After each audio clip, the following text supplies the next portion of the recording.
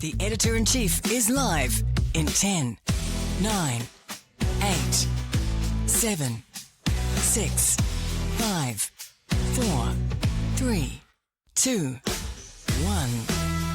Welcome to the program, January the 31st, with the Editor-in-Chief. Duncan Garner, live. Tonight, would you eat this?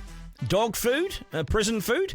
And is this fit for our kids, or have we become entitled, overfed and fusspots? And in the rush to put the boot in, Labour criticises its own lunch. Oh dear. A case of foot and mouth, perhaps. Let's go. Duncan Garner, live. Now, they say there's no such thing as a free lunch, but it's not quite true, is it? For many Kiwi kids, a free hot lunch is provided in schools. A lot of fuss about this at the moment. It used to cost $8 per lunch under Labour, and you got this sort of thing. Very nice, isn't it? Look at that. Very nice. Private providers like Eat My Lunch went even further, and suddenly kids were almost fine dining. Smoked chicken salad amongst many other options. And that's the Eat My Lunch one right there. But ex-David Seymour said no way. The government had to cut costs, too flash, too expensive, and he could do it cheaper. So Labour's smorgasbord went out the window. Kids no longer were lining up at the taxpayers' buffet. They were basically cut from that. Goodbye. And the knife was used to, was there, but only to cut costs. Taxpayers saved $130 million, and kids got a new fare, which they claim isn't fair at all. It's only day 4, so the new providers might be having some teething issues. Certainly look like they are. Certainly there's been a bit of stuff to digest here, but stuff-ups occur in all businesses, don't they, when we try something new? Come on, be fair. We all make mistakes. We all have issues with startups and new rollouts and everything. Just be fair. But Seymour is having to front up and face the music for this because some lunches haven't even turned up, but I just don't pay for them. Today, the oven isn't working, apparently. Maybe we haven't paid the power bill. Or is this just the revenge from the cook who doesn't like the bad press?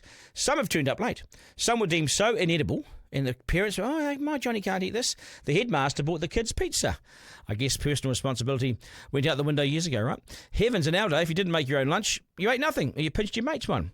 It was a Sammy, an apple, raisins, I think it was. Maybe a biscuit or muesli bar. And we stuffed that down our gobs and raced to the concrete netball courts when we played a game of smash and bull rush. It's a different time, wasn't it? We certainly never feasted on pizza or wraps. Certainly there was no butter chicken, beef korma, chicken salad, croissants and salmon, mince and mash or nachos. We never had that. We barely had heating. We rode our bikes without helmets. My son's made his lunch since year 3. I know, sounds like a sort of North Korean prison camp. But if he doesn't, he doesn't eat. It's his mum's rules, not mine. I'm going to be upfront about that. But it's taught him responsibility, or it's taught him hunger. Again, I reckon it was slightly tough, but he's still alive. But these new school lunches have become all too much for Kiwi kids to swallow. In fact, some won't even put it anywhere near their mouths. They're so fussy. Oh, mummy, yuck! Is it wrong to say this? Is it wrong to say, I don't know if you can do this anymore, but for goodness sake, harden up, son, it won't kill you. We wouldn't leave the table without eating our peas, which we hated, but there's no way around it. But the good news is taxpayers are $130 million better off. Average food, no phones in the schools, reading, writing en masse. National would be desperate never to allow young people to vote, just in case they head to the polls and kick them out. Or would they be too busy on their devices at home? Yeah, probably. Truth is, the change has been made. The kids, well, they're just going to have to hoover it up and deal with it, aren't they, I suppose? It might get better. It can't get much worse, I suppose. And it's a case of what you get is what you pay for, isn't it? But I dialed up the New Zealand prison menu just to see how hard done by our Kiwi kids. Here's the New Zealand prison menu. Check it out. All sorts of options. There's roast chicken. There's roast beef. There's even a muffin for supper. All sorts of things. It's not bad. I mean, I wouldn't want to go to prison for it. I don't think, Isaac, you'd be putting your hand up that either. But I mean, if you're there, you're going to get fed, aren't you? Lots of options and a muffin for supper. Could prisoners now be eating better than our kids? Can't have that. Let's linger on that. It's not a bad menu. Anyway, I think in truth the kids are now eating similar food to what's in the prisons and what's in our hospitals. That's what these big places do. They've got one kitchen and they send it off to 25 different locations around the country. It's not overly appetising, I know, but that's mass cooking. Have we simply pampered today's kids far too much? Too much cotton wool, too many soft landings? We probably have, haven't we? Have our kids just gone soft? And are they aided and abetted by parents over-parenting them and throwing their hands in the air? And then the principals rush off, they're all weak at the knees and say, let's get Domino's, it's on me. We never had free food at school. At Northcote Intermediate, in the hood of the North Shore, I went to school with a whole pile of kids who never had lunch. They would find, beg or steal $2 a day, which meant they could jump the fence and head to the takeaways. In those days, $2 got them this: scuba chips. That was $1. Sausage, 50 cents. 2 potato fritters, 30 cents each. Well, that comes to $2.10. The local store always threw in an extra potato fritter and took off the 10 cents. At the time, we thought these kids were rich. Little did we know they were the poorest there. But then I worked it out. These kids had nothing. In fact, we all had not much, but we all survived. I guess no one wants to hear that these days. We're probably all too well catered for and too well fed. And in New Zealand, still we don't really know how lucky we are. In truth, I got mixed views on this one. On one hand, yep, it's embarrassing for Seymour. The hiccups aren't helpful, and the food looks pretty average. On the other hand, taxpayers are demanding better value for money and more scrutiny of Labor's previously out-of-control spending and inability to really run the ruler over the costs. I applaud them for that. We're broke, and we can't keep throwing money around. It also raises the question, should we in these tough times be feeding kids who come from families that can and do feed themselves? I guess we give old people superannuation. Why should young people miss out? Welcome to the New Zealand Nirvana, where we think the good times will never end. The other thing is this. It's often said our kids are starving, but we've got one of the highest youth obesity rates in the OECD. Maybe our kids are just too well fed with the wrong stuff. But I can't leave you without this. It's my plonker. It'll be a plonker of the week, I think. Yes. Here we go. Now, this is my plonker of the week. She's rushed to delete it, but not before we grabbed it. Labour MP Jan Tinetti, in a desperate bid to pile into Labour's into Seymour's lunches, she's made a giant cock-up, and this is hilarious. Actor running this on their Instagram, but in her rush to highlight a shitty, crappy, horrible, inedible, and unidentifiable lunch, she forgot to look at the date. Hilariously, she's highlighting a lunch provided under her government Labour when she was the Minister of Education. Enjoy this. And I think that this is a hamburger. I'm not certain, but I'm thinking that's what it is. This is absolutely disgraceful. Our children deserve better. They were getting better under our government. We were providing a truly healthy and free lunch program that was locally run. We need to bring that back. We need to bring that back. Oh dear, never mind, damage is done, isn't it? Lesson here is, don't cut corners when you're rushing to put the boot in. Do your homework, or you may get egg and mince all over your face. Very funny. Duncan Garner, live. What do you reckon? You've recently been at school, much more recently than I have. Yeah, they are crappy looking lunches, aren't they? They're pretty tough to digest, but yeah, they don't look good, do they? Yeah. No, I mean, like, there is multiple sides to this coin. You can't just call it a two-sided coin. There's the cost side. There's the you want kids to be healthy side. There's the people taking advantage of it side. It's definitely a messy pot to deal with. No, it really is. Would you eat that stuff if you were at school and that's the only stuff that's on offer? Oh, see, well, I was very fortunate. I grew up in a family that we always went to school with a big lunch, which I very much appreciate. There was always that kind of twinge of jealousy when you'd see a kid, that go get their lunch that, it's just that the school provided for them. Yes. And you'd always be like, it looks amazing. But in hindsight, looking back, you're like, no, actually, probably wasn't the best meal for a kid. A young growing child in the middle of their day, especially if you want them to be able to, work well at school and work hard. Yeah.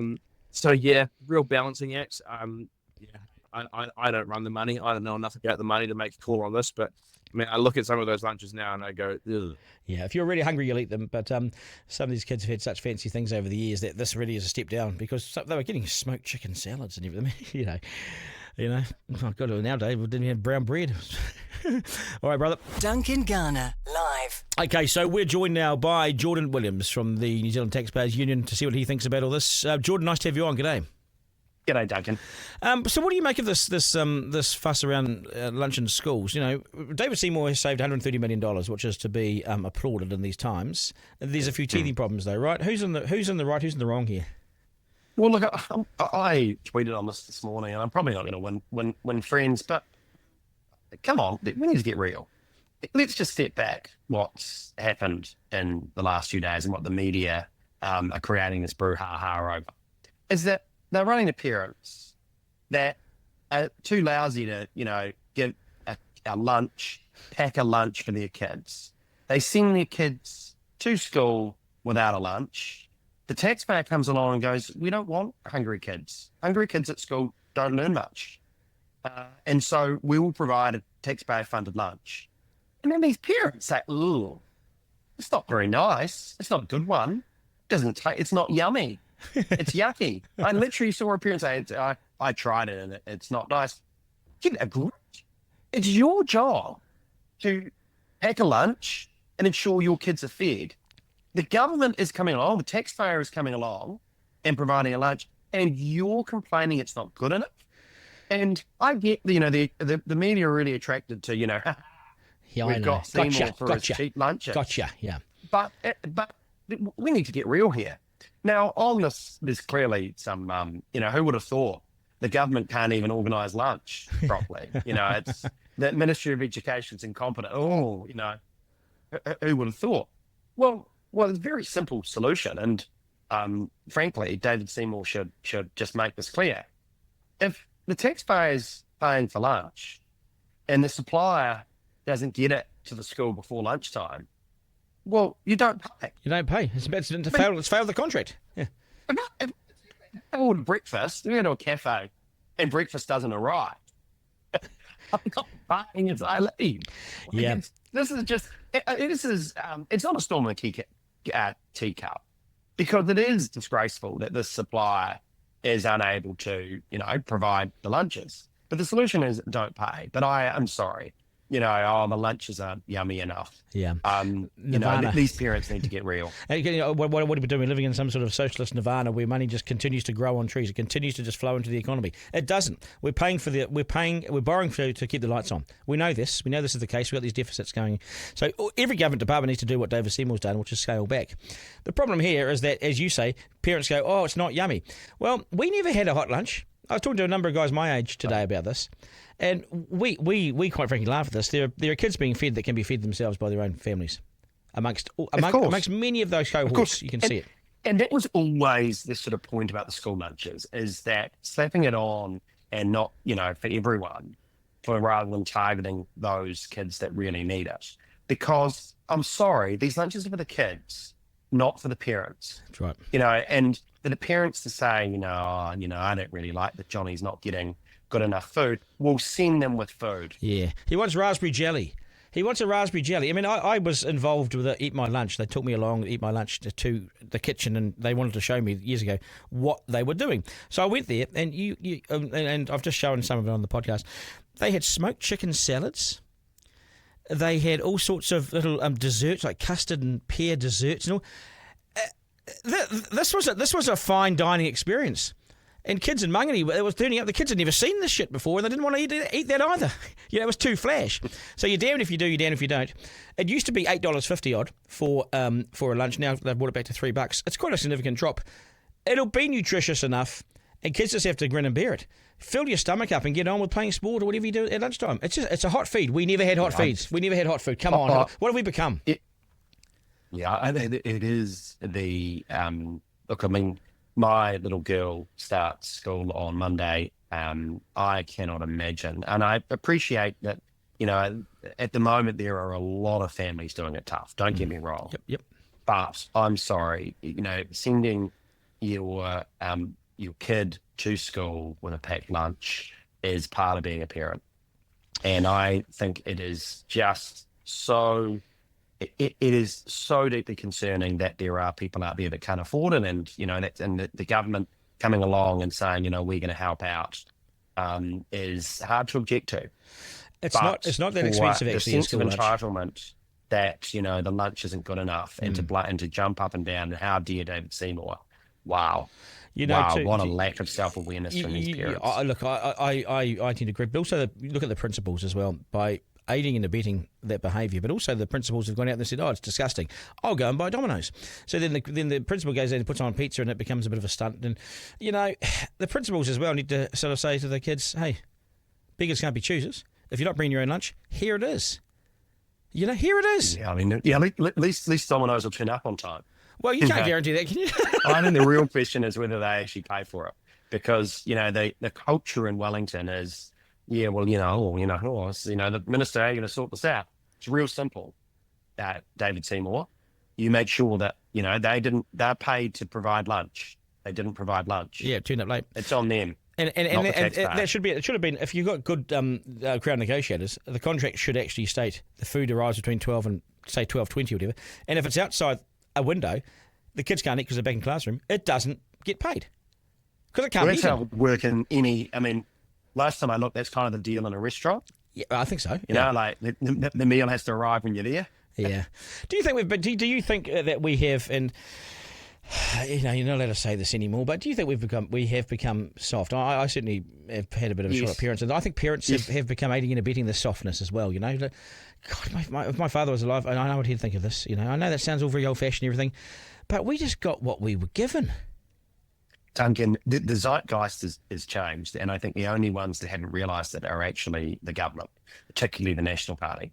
The world is that the whole Western world is waking up, that all this virtue signalling and ambitious targets and frankly BS we've had as a generation is coming to an end, because we're poor.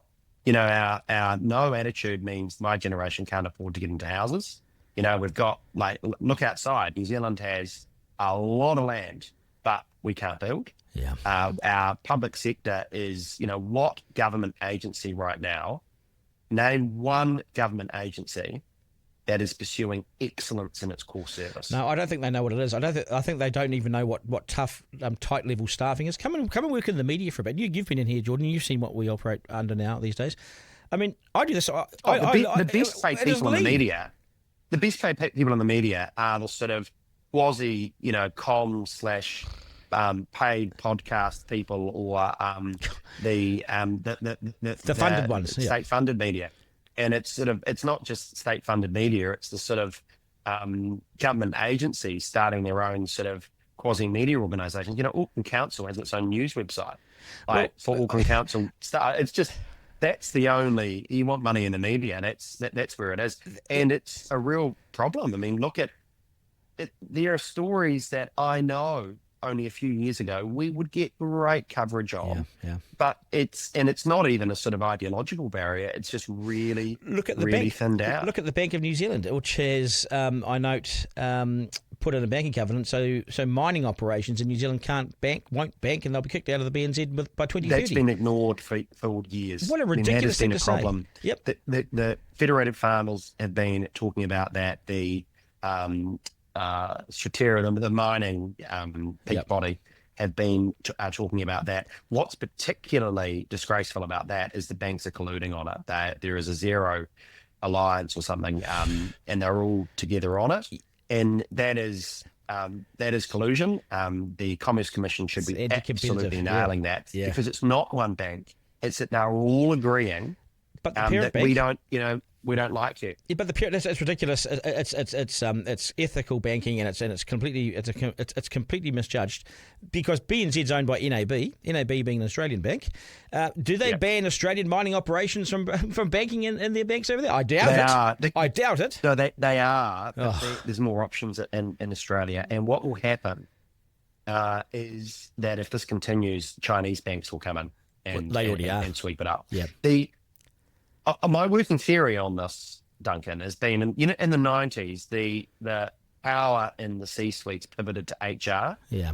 I think a lot of this is as a result of the power in the C-suites pivoting to comms people that are inherently more emotional and virtue signalling.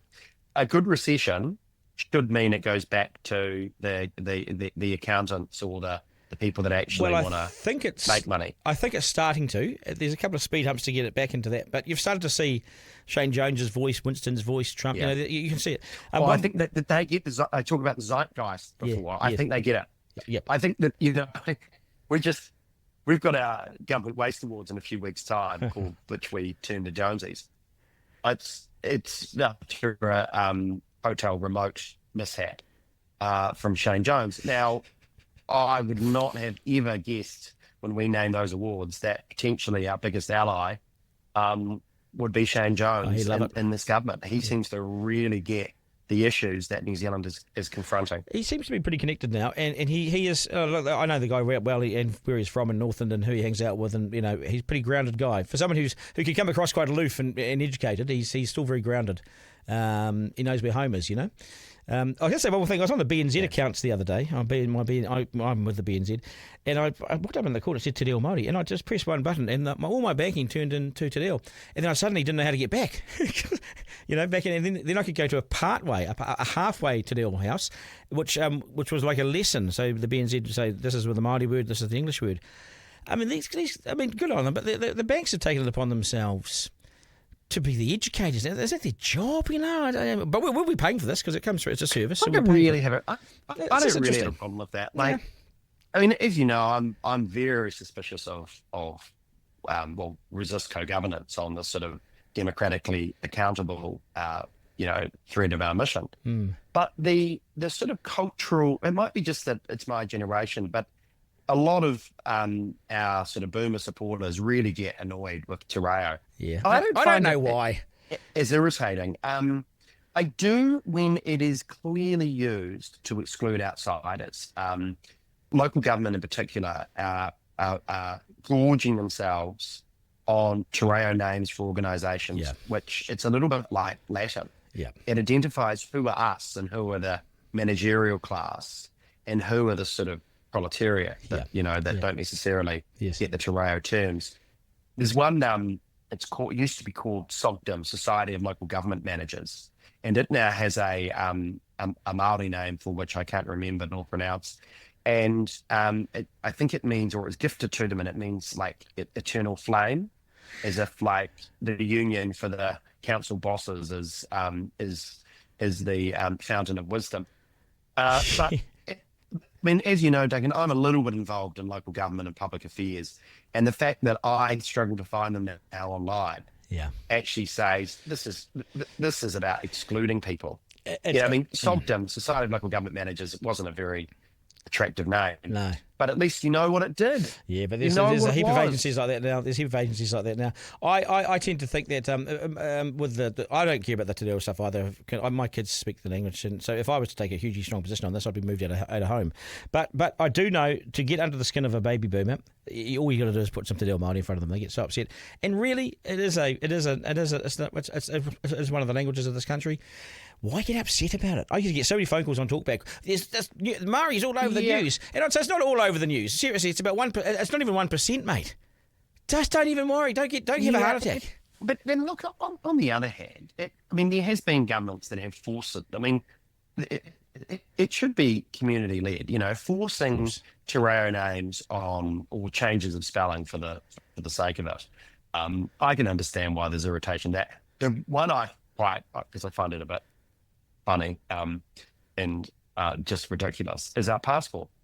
What's a passport? It's a note from the sovereign to the rest of the world. Yeah, we're okay. Saying who I am and that to let me, let me into your country or in peace. It should be in English and probably Spanish or French, or maybe Chinese. Yeah. To have English and Māori, for which no one in the world is just mad. Imagine that. But it's just, who cares though? There's bigger issues. Imagine that person in Spain as you go through there and they go, what is this? Anyway, Jordan, we had such a digression there, but all the best, mate. Always appreciate it. We'll catch up again soon. Thanks, Duncan. Thanks. Cheers, mate. Duncan Garner, live.